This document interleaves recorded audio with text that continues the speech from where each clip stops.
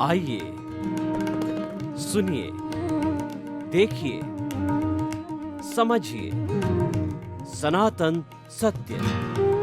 जैसी दृष्टि वैसी सृष्टि, दृष्टि विज्ञान। कुदरत, कुदरती रचना एवं कुदरत के कानून से शाश्वत सुख की प्राप्ति।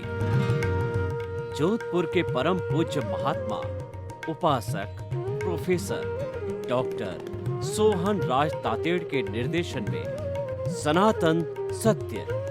जैसी दृष्टि वैसी सृष्टि, दृष्टि विज्ञान।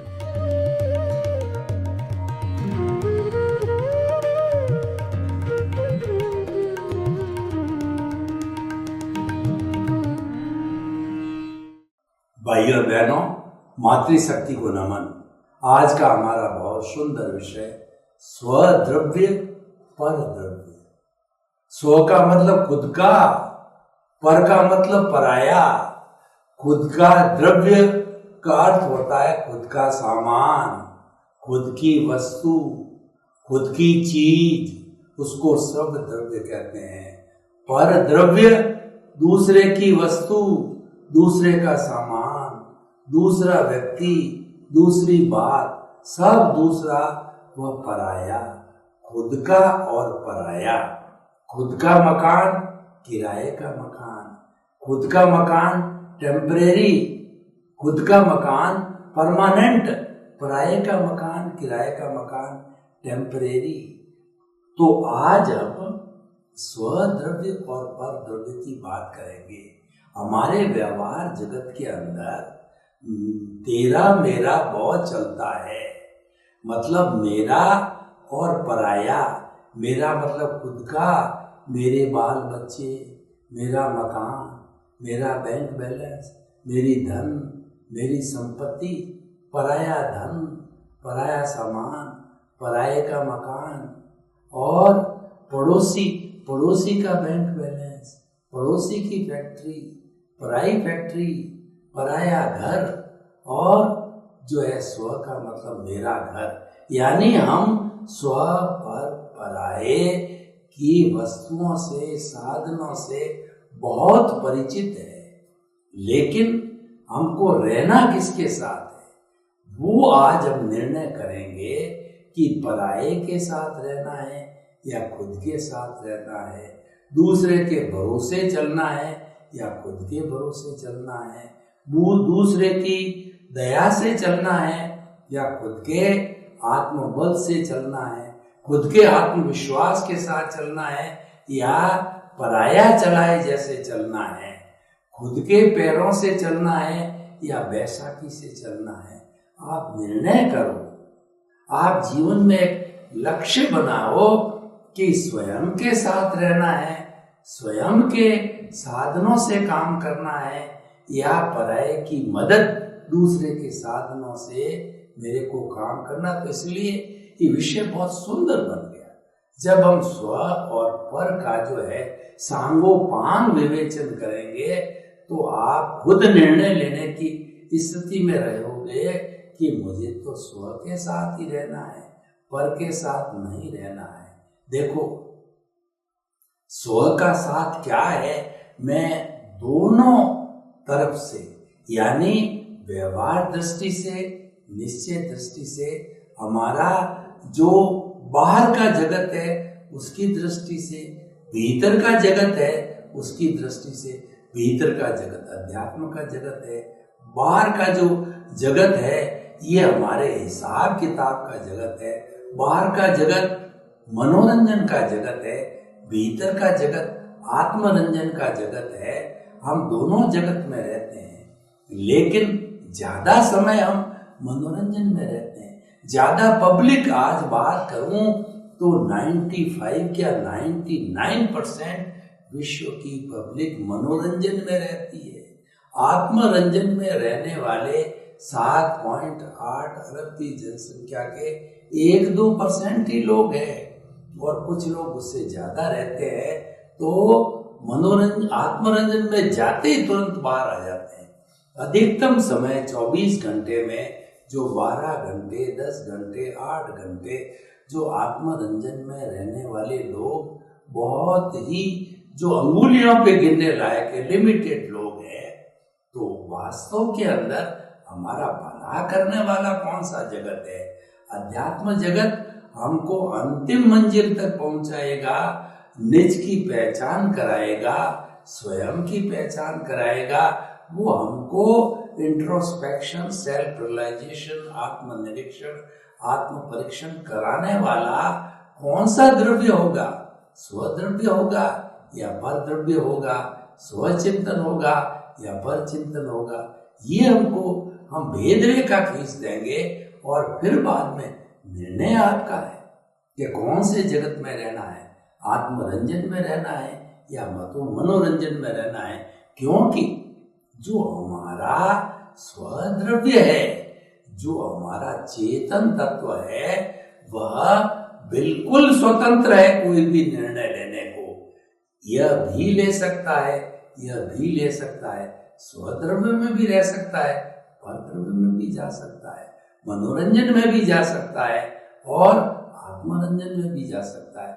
निर्णय आपका है क्योंकि आप उसमें स्वतंत्र हो। लेकिन जो हमारा बाहरी जगत है वह तो भुगतान का जगत है, उसमें आपकी कोई स्वतंत्रता नहीं हो।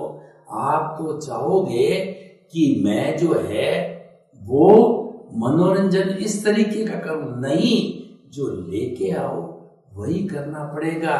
वही माता, वही पिता, वही पत्नी और वही घर, वही कर्म, वही भुगतान जो लिख करके ले आए हो, विधाता माता ने लिख दिए हैं, जो कर्म शरीर के भीतर प्रिंट हो चुके हैं, इम्बिंब हो गए हैं, वही आज का हमारा जो है द्रव्य कर्म का भुगतान जन्म लेते ही प्राप्त हो जाएगा और वही जीवन भर भुगतना पड़ेगा। क्योंकि ये तो फिल्म है, ये फिल्म आप पीछे, यानी आपका आयुष्य समाप्त हुआ और फिर नया आयुष्य ग्रहण किया, तो जो फिल्म आपने अर्जित की थी, जो सृजन किया था, जैसे आपने स्वतंत्रता से भाव डाले थे, वो भाव अब प्रतंत्रता में बदल गए। स्वतंत्रता समाप्त, प्रतंत्रता स्टार्ट हो गई है, तो आपको उस स्वतंत्रता को पूरा भुगतना पड़ेगा। क्योंकि ये किसने खड़ा किया? ये खड़ा आपका किया होगा। भुगतेगा कौन? आप ही भुगतोगे। तो इसीलिए मुझे आज स्वर्ग में जाना है, तो स्वर्ग में कौन जाएगा? मैं जाऊंगा तो मुझे मरना पड़ेगा। आपको जाना है तो आपके मरने पर ही स्वर्ग मिलेगा, मरे बिना स्वर्ग नहीं होता है। मैं आपको एक उदाहरण बताता हूँ कि देखिए कि 1000 गाय खड़ी है, उसमें से एक गाय ने जन्म देके अभी अभी बछड़े को जन्म दिया। थोड़ा 4-6 घंटे बाद बछड़ा जब खड़ा हो गया, उस बछड़े को हम पकड़ करके और जो है 300 मीटर की दूरी पर ले आए। वो बछड़ा दौड़ सकता है, वो बछड़ा भूखा हो गया। अब देखिए नवजात बछड़ा है, वो भूखा हो गया तो अपनी माँ का दूध पिएगा। 300 मीटर दूर खड़ा, उधर 1000 गायें खड़ी है, वो बछड़ा दौड़ के उन 1000 गायों में से अपनी माँ के पास ही जाएगा, अपनी माँ का ही दूध चूंगेगा। तो आगमकार यहाँ कहते हैं आपके कर्म आपके पीछे चलते हैं, आपको भुगतने होंगे। चाहे आपकी पत्नी है आज, पिछले जन्म में वो दूसरा जीव था, इस जन्म में वो भुगतान पूरा करने के लिए एक पार्टी के रूप में आपकी पत्नी, बेटा, पोता सब फाइलें बन के आई है और वो सब पार्टियां हैं। कोई लेने आई है, कोई देने आई है। लेना देना यही भुगतान है, डेबिट क्रेडिट यही भुगतान है, तीसरी चीज कोई होती नहीं है। आपका बेटा बन करके आपको गालियां देगा, आपका मकान हड़पेगा, आपको ठोकेगा, आपको वृद्धाश्रम में भर्ती कराएगा। और अगर आपकी पुण्योदय है तो वही जो है आपकी पत्नी बन के आपको सुख देगी, शांति देगी, आपको जीवन भर कोई समस्या नहीं आने देगी, आपकी ढाल बन के रहेगी, आपकी मित्र बन के रहेगी, आपको हर विपत्ति में उबार देगी, हर दुख के अंदर एक सुख का कारण बन करके आपके दुख का निवारण कर देगी। यानी पुण्योदय पापोदय, ये जो है उदय प्रारब्ध है और फिल्म के अनुसार चलता है। आप कभी थिएटर में गए होंगे तो आपने देखा होगी 2.5 घंटे की फिल्म चलती है। वो पहले फिल्मा ली जाती है, फिर आपको दिखाई जाती है। फिल्माने के समय में कितनी कठिनाई से फलती है कि हीरो है, हीरोइन है, विलियन है, हीरो से प्रेम करता है और विलियन भी हीरोइन से प्रेम करता है। तो अब एक पत्नी के एक प्रेमी का कहिए उसके 2 दावेदार हो गए, वो आपस में लड़ते हैं। इनके शॉट्स लिए जाते हैं, आप देखो तो एक शॉट को पूरा करने में 50 बार director cut cut cut cut short cut करता है। यानी कितना मुश्किल वो फिल्म बनाई जाती है, जितना कट है ये सब करेक्शन है। पिछले जीवन में आपने भाव डाला, आपने कहा गलती हो गई, सॉरी, क्षमा कामना, कट, आपका भाव कट गया। और आपने अगर उसको कट नहीं किया एज इट इज, वो आपकी गॉजल बॉडी के अंदर प्रिंट हो गया, वो इकट्ठा हो गया। एक गॉज को कहते हैं हम गॉज, और बहुत से गॉजेज इकट्ठे होते हैं, बंच ऑफ द गॉजेज कहते हैं, और वह गॉजल बॉडी के अंदर आ जाता है। तो इस तरीके से ये सारा जो फिल्म बन के आती है, हमारे जीवन की भी ये फिल्म है, तो ये फिल्म चलती रहती है। ये सारा पर द्रव्य है। हम आपको बताना चाहते हैं ये फिल्म पूरी पर द्रव्य है, पूरा भुगतान पर द्रव्य है, पूरा व्यवहार जगत पर द्रव्य है, पूरा व्यवहार ये अवस्था से जुड़ा हुआ है, मन वचन काया तथा उससे जुड़ी हुई हर अवस्था मात्र कुदरती रचना है और वह व्यवस्थित है। यह अवस्था हर संजोग के साथ वियोग जुड़ा हुआ है।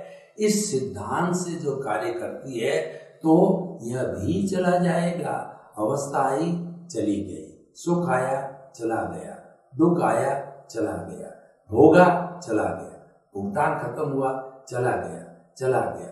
ये हम पूरे जीवन भर जितना हमारा इस जन्म का आयुष्य है, ये हम भुगतते रहते हैं। फिल्म चलती रहती है, इसमें आपकी कोई स्वतंत्रता नहीं है, एक सांस लेने की भी स्वतंत्रता नहीं है।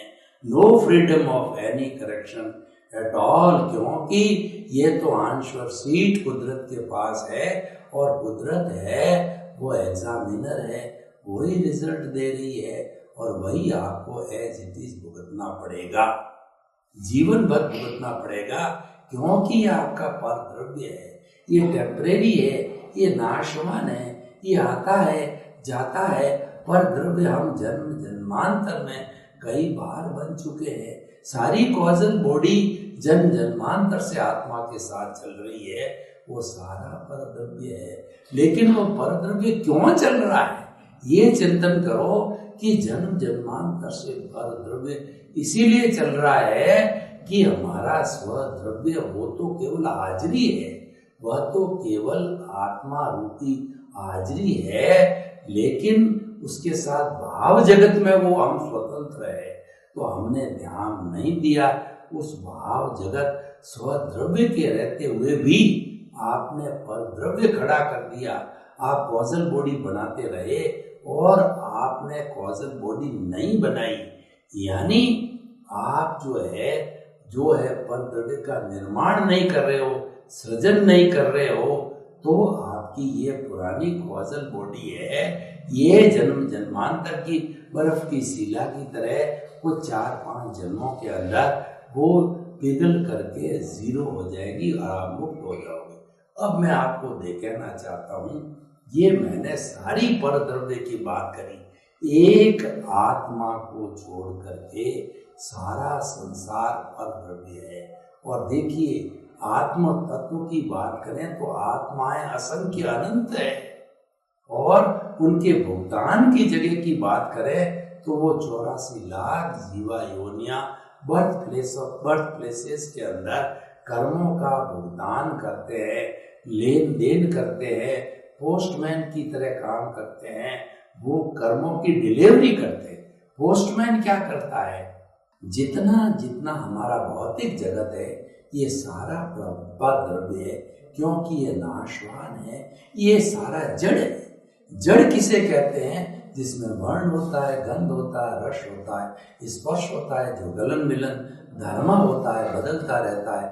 आज मिट्टी है, कल अभ्रक बनेगा, घोड़क बनेगा, सोना बनेगा, चांदी बनेगा। वो सारा भौतिक तत्व जो है बदलता रहता है, इसी का नाम पर्याय है। इसको हम जो है वो उत्पाद और व्यय कहते हैं, लेकिन कुल मिलाकर के ये उत्पाद व्यय होकर के ये जड़ का जड़ रहता है, उसको द्रव्य कहते हैं। और ये बदलता रहता है, ये नाशवान है। बदलता रहने के कारण हर क्षण हर वस्तु बदलती रहती है, होने के कारण इसको नाशवान कहते हैं।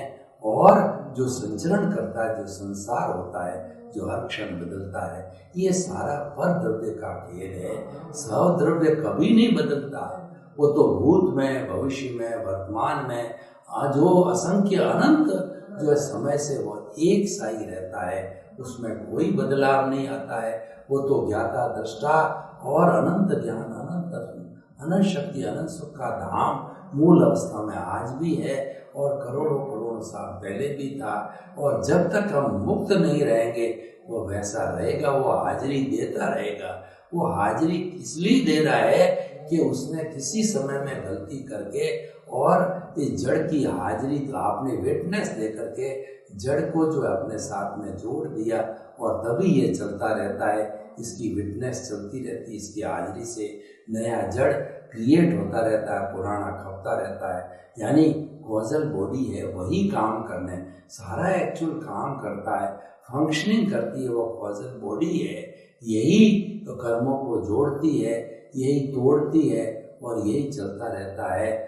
जो हमारा स्वद्रव्य तो मात्र एक हाजिरी देने वाला होता है, मात्र उसकी प्रेजेंस होती है, और वही स्वद्रव्य है, वही घर का मकान है, वही परमानेंट वो जो है वो तत्व है। और जितना परद्रव्य है सब किराए का मकान है। किराए के मकान में क्या होता है कि 11 महीने की लिखा पड़ी होती है, 11 महीने बाद वो खाली करा देता है। लेकिन खुद का मकान होता है, हमारे खिलाफ रजिस्ट्री होती है, तो हमारी कई पीढ़ियां उसको भोगती है और उसका सुख प्राप्त करती है, क्योंकि वो खुद का है, वो कोई खाली नहीं करा सकता। तो हमारा स्वद्रव्य हमारी आत्मा है, ये पारसमणि है, ये चिंतामणि रत्न है, और ये नंदन वन है, ये वो वैतरणी नदी है, सुख देने वाली है। और ये जो है हमें हमेशा हमारे खुद के अंदर ही रहती। इसीलिए कहा गया है कि रहो भीतर जियो बाहर। रहो भीतर का मतलब खुद के मकान में रहो, अपनी आत्मा में रहो। अपनी आत्मा में रमण करना स्वास्थ्य कहलाता है। हम कहते हैं कि हमारा स्वास्थ्य अच्छा रहे, इसका मतलब हमने आत्मा में रमण कर रहे हैं, हम स्वद्रव्य में रमण कर रहे हैं। और जब हम परद्रव्य में रमण करते हैं तब हम जो है वो कहना चाहिए बीमार पड़ जाते हैं। परद्रव्य है, जर्म्स हमारे साथ में आ जाते हैं, वात कफ जो है वो डिस्टर्ब हो जाते हैं, वो सत्व रजस तमस है डिस्टर्ब हो जाते हैं, हमारी प्रकृति बदल जाती है और हम बीमार पड़ जाते हैं। ये सारी हमारी प्रकृति है, वो परद्रव्य है। और स्वद्रव्य है, वो स्व में अवस्थित होना है, वो हमारा स्वास्थ्य है। उस हमारे स्वद्रव्य से हमको कोई हटा नहीं सकता। जन्म जन्मांतर में वो हमारा ही है, हमारा ही रहेगा, और हम ही वो हैं, तो कोई उसमें से हमको हटाने वाला नहीं। और वो परमानेंट है, फॉर एवर है। लेकिन परद्रव्य है, वह तो विनाशी है, वो तो आता है जाता है। आज आप करोड़पति हो, कल आप रोडपति बन जाते हो, और फिर पुनः आप अरबपति बनते जाते हो। जैसे कि धूप छांव है, ये बदलती रहती है, तो हमारा जीवन भी वैसा बदलता रहता है। सुख दुख भी बदलता रहता है, अवस्था भी बदलती है। आज हमने जन्म लिया, जब बच्चे होते हैं थोड़े बड़े होकर के बालक बन जाते हैं, फिर जो है किशोर बन जाते हैं, फिर हम जो है जवान बन जाते हैं, फिर प्रौढ़ बन जाते हैं, फिर वृद्ध बन जाते हैं, और एक समय आता है कि राम नाम सत हो जाता हमारा। सब बदलने वाली स्थितियाँ है, ये सब विनाशी अवस्था है, ये सारा पर द्रव्य है, लेकिन स्वद्रव्य कभी नहीं बदलता। आत्मा थी, है और रहेगी, वह तो अजर है, वह तो अमर है, वह विनाशी है, वह किसी को रोकती नहीं, वो किससे रोकती नहीं, वो अजन्मा है, वह अशरीरी है, वह अच्युत है, उसका रंग नहीं, रूप नहीं, गंध नहीं, वर्ण नहीं, जलती नहीं, मरती नहीं, कटती नहीं, किसी को रोकती नहीं, किससे रोकती नहीं, वह तो अव्याबाद है, वह तो अजर अमर अमर अजर है, अमर है, उसका कुछ नहीं बिगड़ता, वो तो हरि है। अब देखिए, जो अमर है, अजर है, वो हरि की कथा करते रहो तो क्या अजर अमर कभी समाप्त होता है? नहीं होता है। तो उसकी कथा भी कभी समाप्त नहीं होती। और जो परद्रव्य है, जो नाशवान है, तो नाशवान चीज खुद खत्म होने वाली, उसकी कथा भी खत्म होने वाली, उसका स्वाद भी जाने वाला है। लेकिन फिर भी जो है, हम देखिए, स्वद्रव्य परद्रव्य पैदा कैसे होता है? परद्रव्य पैदा होने का मैं आपको कारण बताता हूं, फिर आप निर्णय लो कि उसको छोड़ना है या उसको पकड़े रखना है। ये सारी बातें मैं इतना आधा घंटे से आपको क्यों सब और परद्रव्य का उपदेश दे रहा हूं कि आपको निर्णय की अवस्था तक पहुंचाता हूं कि ये करना है, ये करना है या ये करना है, दोनों के गुण दोष बता देता हूं। तो देखिए कि स्वद्रव्य से मैं परद्रव्य क्रिएट होने का कारण ये है कि हमको प्रकृति कहती है कि इस सृष्टि, इस जो है वो सृष्टि का जो करता है वह व्यवस्थित शक्ति, वह कुदरत है, वो मैं हूँ। मैंने 84 लाख जीवा योनि के बर्थ प्लेसेस के असंख्य अनंत प्राणियों को, मैंने किसी को भी कर्ता बनने की एक को भी पावर ऑफ अटॉर्नी किसको भी कर्ता नहीं बनाया है। लेकिन फिर भी मानव कहता है, दूसरा प्राणी नहीं कहता है। दूसरा प्राणी कभी भी कर्ता नहीं बनता है। मानव अहंकार के वशीभूत होके कहता है कि ये सब मैंने किया, ये घर मैंने बनाया, ये परद्रव्य मैंने इकट्ठा किया, धन दौलत मैंने इकट्ठी की, बाल बच्चों को मैंने पाला पोसा खड़ा किया, मैं बड़ा विद्वान हूँ, मैं भारत का प्रधानमंत्री हूँ, मैं मंत्री हूँ, मैं कलेक्टर हूँ, मैं जज हूँ, और मैं बड़ा लेखक हूँ, मैं किसी का पिता हूँ, मैं किसी का पुत्र हूँ, मेरे इतने साधन और मेरी आदि व्याधि उपाधि वो सबको भुगतता है, मैं इतना बड़ा व्यक्ति, इतना करने वाला। ये सारा जो है वह कर्ता पद में आ जाता है, वो कर्ता बनता है। और जब जब ये जो है हमारी आत्मा कहिए या शरीर कहिए कर्ता बनता रहेगा तो बहिरात्मा रहेगा, स्वार्थ की चेतना से रहेगा। मैंने किया, मेरे बैल ने किया, हुआ ढहे तो ढहे, इसके बाहर नहीं निकल देगा। और वह कभी भी जो है सम्यक ज्ञान को प्राप्त नहीं कर सकता है। लेकिन जिसके अंदर भावना है, बदलने की भावना, मैं ऐसा नहीं कहता हूँ कि आप हमेशा परद्रव्य रहोगे, आप में बदलने की भावना आई, आपका पुण्योदय हुआ, आप में ये लगा कि मुझे ज्ञानी पुरुष मिले, मुझे सद्गुरु मिले, ज्ञानी कृपा बसी, और उन्होंने आपका जो है दर्शन मोहनीय को भस्मीभूत कर दिया, अनंतानुबंधी कषाय को हटा दिया, क्योंकि आपका पुण्योदय आया, आपका समय बदला, आपका भाग्य बदला, आपकी सीट बदली। जो ज्ञानी पुरुष होता है, सद्गुरु क्या होता है, आपकी सीट बदल देता है। वो कहता है कि मैंने आपके अनंतानुबंधी कषाय को भस्मीभूत करके आपको कर्ता पद दे करके और मैंने आत्म पद पर बिठा दिया। मैं ये नहीं कहता हूँ कि आप उसके कोई भी कर्म नहीं लगे, कर्म लगेंगे, कैसे लगेंगे? जो जन्म जन्मांतर में भटकाने वाले कर्म नहीं करेंगे। बहुत मामूली पीछे बचे हैं। दर्शन मोहनीय की 4 प्रकृतियां होती है। अनंतानुमंद भस्मीभूत हो गया। उसके बाद के अंदर अप्रत्याख्यानी, प्रत्याख्यानी और स्वजलन प्रकृतियां बाकी है, लेकिन वो है कैसी? वो होती है कोमल लकड़ी के अंदर लकीर खींचने के बराबर। इधर से खींची उधर से मिट गई, या जो है आपकी बालू रेत के अंदर मिट्टी खींची तो इधर खींची, थोड़ी देर बाद मिट गई। और पानी की रेत स्वजलन, जो पानी में जो है लकीर खींचने के समान आया और गया। यानी कि आपका वो ऐसा मामूली सा दर्शन मोहनीय बाकी है, जो कि समाप्त होते ही वह जो है वह आपको जो है चारित्र मोहनीय प्राप्त हो जाएगा। चारित्र मोहनीय कब प्राप्त होता है? समाप्त कब होता है? जबकि आपका आत्म में वो जो हमारे जो है ज्ञान देने के बाद में हमारी प्रज्ञा जागृत होती है। प्रज्ञा के जागृत होते ही हमारे को जो है वह सारा मिल जाता है जो हमें चाहिए। तो इस तरीके से हम यानी पर द्रव्य की समाप्ति हो जाती है। श्रव्य सब द्रव्य में रहना हम प्रारंभ कर देते हैं। सर्वे भवन्तु सुखिनः सर्वे सन्तु निरामया। लोक के सब जीवों को सुख मिले, शांति मिले, आनंद मिले, उनको स्वद्रव्य, उनको अपनी आत्मा मिले। आपके प्रति मंगल भावना, शुभकामना। ओम शांति।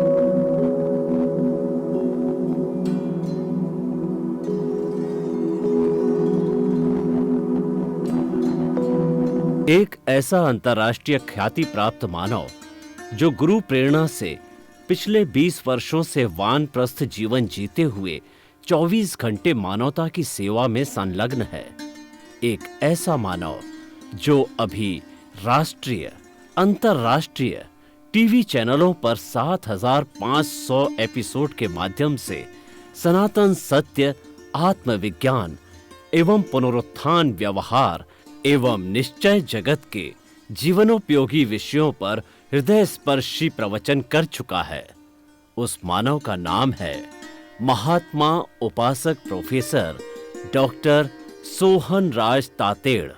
प्रोफेसर तातेड़ द्वारा योग, दर्शन, शिक्षा विषयों पर रचित पीएचडी स्तर के 250 शोध ग्रंथ भारत के 100 प्रतिष्ठित विश्वविद्यालयों में शोधार्थी पढ़ रहे हैं तथा वे सभी शोध ग्रंथ वहां की सेंट्रल लाइब्रेरियों में उपलब्ध हैं। महात्मा सोहन राज ने अभी तक हजारों स्कूलों, कॉलेजों, विश्वविद्यालयों एवं संस्थाओं में सेमिनार, वर्कशॉप, कैंप लगाकर लाखों विद्यार्थियों को योग, दर्शन, शिक्षा का प्रशिक्षण देकर उन्हें सुसंस्कारित किया। डॉक्टर तातेड़ ने भारतीय संस्कृति उत्थान के 4000 से अधिक समसामयिक विषयों पर आर्टिकल लिखकर ऑनलाइन जर्नल, पत्रिकाओं, वेबसाइट्स पर प्रकाशित किया, जिसका उपयोग लाखों पाठक कर रहे हैं।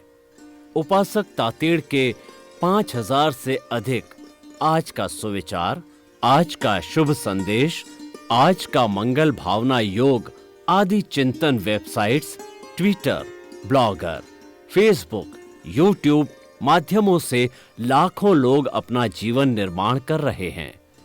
मानवता के मसीहा ऐसे महामानव महात्मा सोहन राज तातेड़ के प्रोफाइल को अभी तक विश्व के 20 लाख दर्शक यूट्यूब पर, 12 लाख गूगल पर एवं लाखों दर्शक फेसबुक, ब्लॉगर, ट्विटर और इंस्टाग्राम पर देख चुके हैं।